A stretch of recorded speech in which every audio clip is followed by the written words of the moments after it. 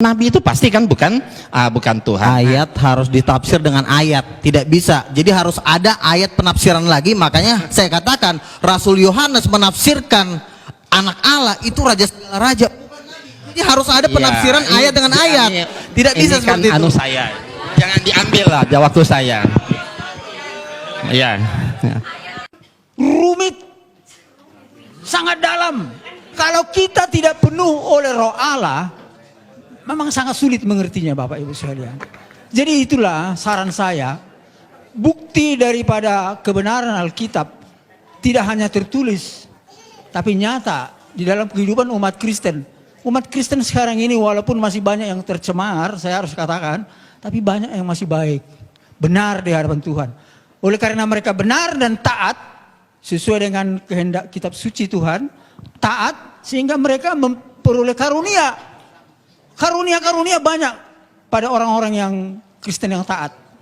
Bahkan jawatan itu ada di orang Kristen sekarang ini menurut penelitian, Bu. Ada nabi, ada rasul, ada di Alkitab. Dan Alkitab memang mengatakan harus ada itu. Itulah artinya Tuhan kita masih hidup. Roh Kudus masih ada. Jadi kalau misalnya Al-Quran tidak mengatakan tidak ada dalam nabi, ya coba review lagi. Saya harus katakan review lagi. Karena apa? Tuhan itu adalah roh. Dia berfirman melalui nabi dan rasulnya. Apakah Tuhan kita mati tidak berfirman lagi sekarang? Ini pertanyaan saya kepada saudara-saudara. Saya ini orang bernubuat, mendapat rahasia Tuhan melalui mimpi, penglihatan, firman rema, mujizat. Ini yang saya tuliskan ini. Rahasia gempa banjir itu di sini, Pak. Itu menyaksikan Yesus yang datang sebagai hakim raja. Ini kenyataan. Ada di Alkitab, bahkan katanya tadi di Al-Quran ada, belum saya baca memang. Ya puji Tuhan ada titik temunya. Nah, jadi di sini kita mari pencerahan. Satu poin lagi yang harus saya sampaikan dari berbagai pertanyaan tadi, ya. Ada keunggulan daripada pengikut Kristen daripada saudara kita Islam. Menguasai ilmu pengetahuan dan teknologi. Karena apa? Karena Roh Kudus itu ada di dalam hati kita ini. Roh itu adalah Roh Allah sendiri. Berkuasa dan dahsyat. Itu saudara Bapak Ibu. Tapi kuncinya itu ketika kita percaya kepada Isa Al-Masih karena mengkuduskan kita. Karena kita ini sudah berdosa. Hanya Yesus telah datang mensucikan kita. Sehingga kita bisa seperti gambar Allah. Sifatnya Allah. Benar saudara-saudara. Saya menjadi saksi di sekarang ini. Kuasa dukun itu nggak pernah mampan kepada saya. Itu saudara-saudara. Bahkan saya menghancurkan kuasa iblis bisa. Oh bayangkan itu. Oh saya saksi itu. Banyak pengalaman saya. Nanti suatu saksi saya saksikan suatu saat. Habis ya. Puji Tuhan. Terima kasih. Kita tepuk tangan sekali lagi. Jangan sampai ada kuasa-kuasa iblis di sini. Pasti akan lenyap.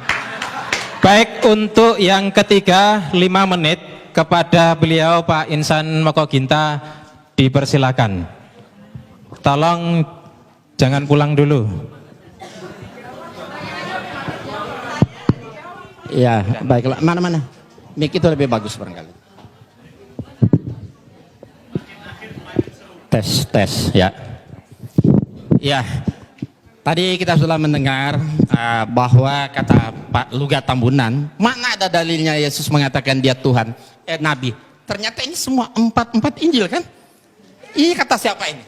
Kata siapa semua ini? Kata Yesus kan? Ini ucapan Yesus sendiri mengatakan bahwa dia itu seorang nabi. Jadi apa yang saya kutip ke sini itu copy paste, tidak ditambah, tidak dikurangin.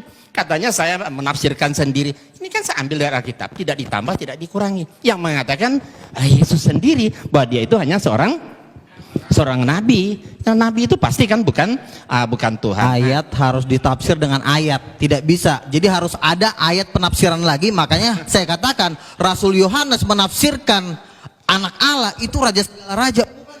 Jadi harus ada penafsiran ayat dengan ayat. Tidak bisa ini kan seperti itu. Saya jangan diambil lah waktu saya. Ya. Jadi Yesus itu manusia dia nabi bukan Tuhan. Bahkan ada di sini ia bukan manusia. Sebab aku ini Allah dan bukan manusia. Jadi Yesus itu nggak mungkin Allah. Allah aja nggak bisa jadi manusia, bukan manusia apalagi Yesus. Nah, baik, saya akan melanjutkan ini. komentar para tokoh Kristen dan Katolik tentang ketuhanan Yesus. Nah, saya punya buku, ini ditulis oleh seorang Kristen, namanya Franz Donald. Dia Kristen Tauhid namanya, tidak percaya Yesus Tuhan lagi. Ya, nah, dalam buku ini saya kutip. Ya, kita lihat komentar dan berani para tokoh Alkitab dalam seminar diskusi intelektual keilahian Yesus Kristus dari perspektif Alkitab. Nah, kita lihat pertanyaannya, mana yang benar? Yesus Kristus itu anak Allah atau Allah anak atau keduanya atau lainnya? Nah, pendeta Dri ini Brotosudarmo, dia mengatakan Yesus adalah, dia katakan Yesus adalah anak Allah, bukan Allah anak. Nah, ini saya tegaskan, di dalam Yesus kita dapat mengenal Allah. Kemudian kita lihat Profesor Banawi Ratna. Saya tidak mengatakan Yesus itu Allah, Yesus itu anak Allah. Dan dogma Yesus sebagai Allah adalah hasil rumusan Konsili Nisea tahun 325 Masehi. Konsili Nisea inilah yang menjadikan Yesus sebagai anak Allah. Beliau menegaskan pula bahwa konsili itu tidak alkitabiah.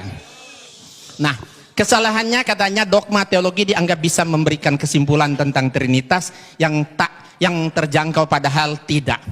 Saya tidak setuju dengan bahasa dogma. Saya lebih suka memilih yang sederhana, yaitu bahasa Alkitab. Yesus bukan Allah, tapi Yesus jalan menuju Allah. Beliau menegaskan pula bahwa memang saat ini jemaat-jemaat sudah punya tradisi bahwa Yesus adalah Allah. Gereja sangat sulit mengubah teks liturgis yang bernada dogmatis. Ungkapnya, beliau mengungkapkan, andai kata gereja-gereja berani sepakat untuk merombak dogma liturgis, maksudnya tentang Trinitas, ya silakan. Nah, ya kan? Nah, kemudian ini Hortensius. Ya, dia sarjana sekolah tinggi filsafat. Dalam acara tersebut, beliau katakan apa? Yesus itu tidak pernah memperkenalkan dirinya sebagai Allah. Yang juga dikatakan Paulus tidak pernah menyebut Yesus Kristus sebagai Allah. Jadi beliau yang sangat paham bahasa Ibrani dan Yunani menegaskan pula, harus ditegaskan bahwa dalam perjanjian baru tidak pernah ada rumusan Yesus adalah Allah. Nah, dengan sangat berani dan tajam beliau sampaikan pendapatnya yang sangat mengagetkan para hadirin yang mendengarnya. Kata beliau, saya keberatan dengan istilah Allah Bapa, Allah Anak, dan Allah Roh Kudus. Selanjutnya beliau katakan, Yesus itu jalan menuju Allah. Rumusan 100% Allah, 100% manusia itu hasil konsili Kalkedon, bukan kitab suci. Dalam Alkitab, Yesus tidak pernah disebut sebagai Allah sejati. Menurut Romo Tom Yakob dari Katolik ini. Ya, kalimat Yohanes pasal 1 ayat 1 seperti yang dikutip Ibu tadi juga, firman itu adalah Allah. Beliau tegaskan, Yohanes justru menekankan bahwa firman tidak sama dengan Allah, tapi bersama-sama dengan Allah.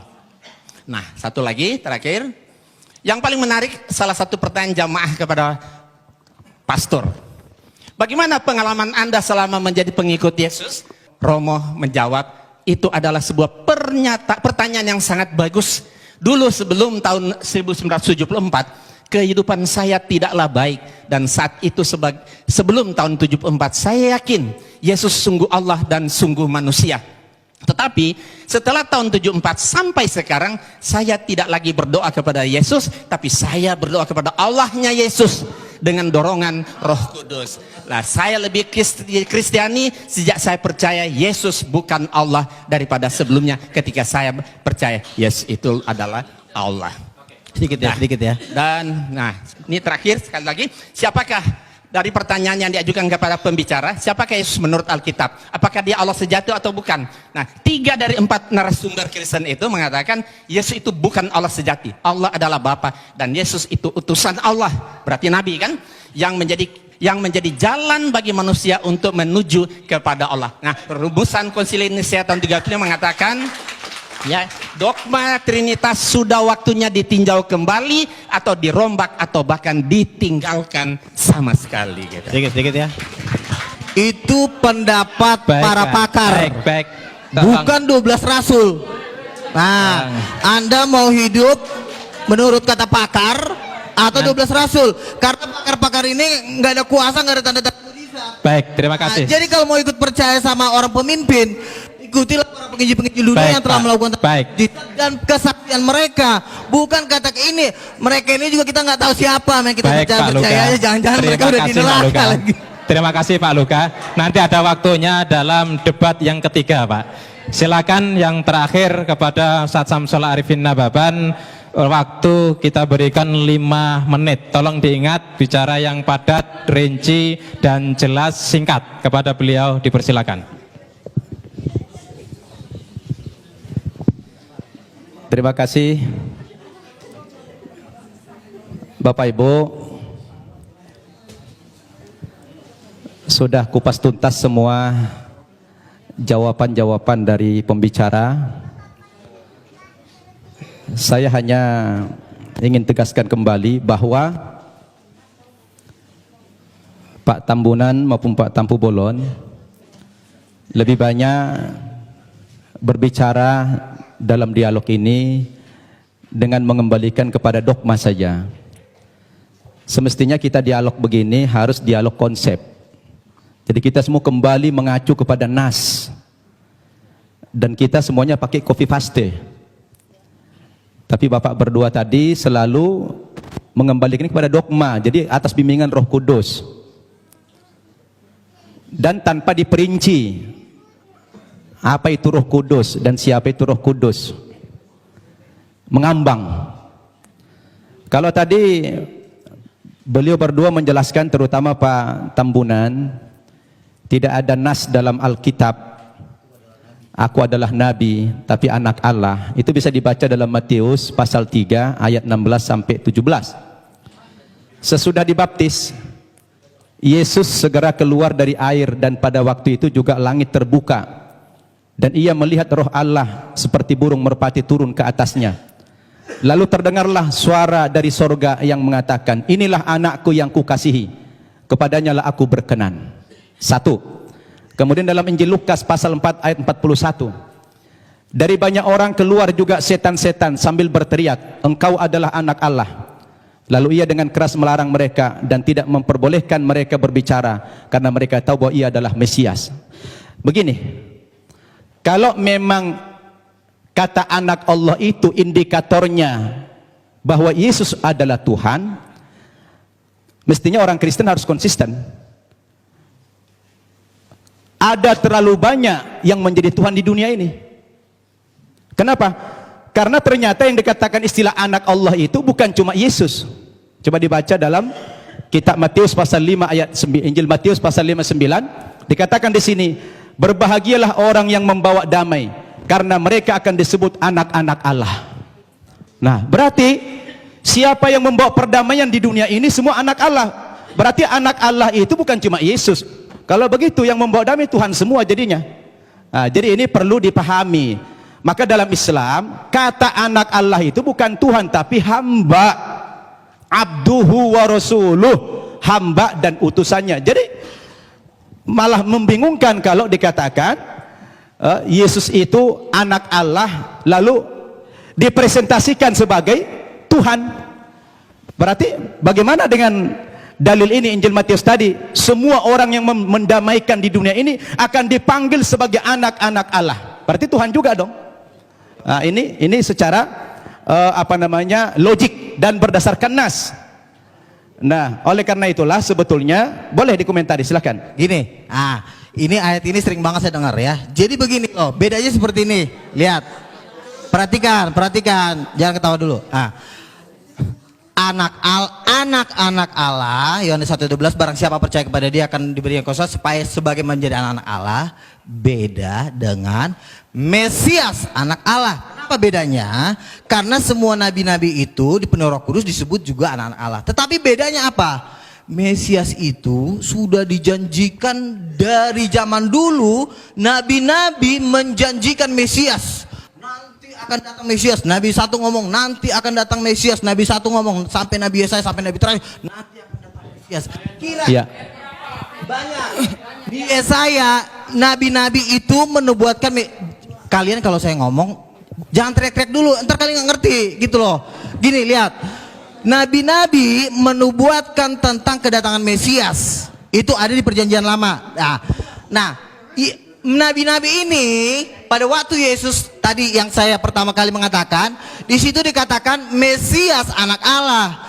bukan hanya anak-anak Allah. Bedanya apa? Nah, untuk menafsirkan Mesias anak Allah ini, yang menafsirkan bukan dokter, bukan profesor, tapi rasul, 12 rasul. Makanya 12 rasul menafsirkan Mesias anak Allah dalam Wahyu 19 ayat 16, bahwa Mesias anak Allah penafsirannya adalah raja segala raja, bukan nabi. Jadi kalian jangan sembarang menafsirkan kitab suci. Mesias anak Allah dengan anak Allah beda banget gitu loh. Jadi perbedaan ini kalian harus pahami, karena perbedaan ini efeknya lautan api dan belerang gitu loh.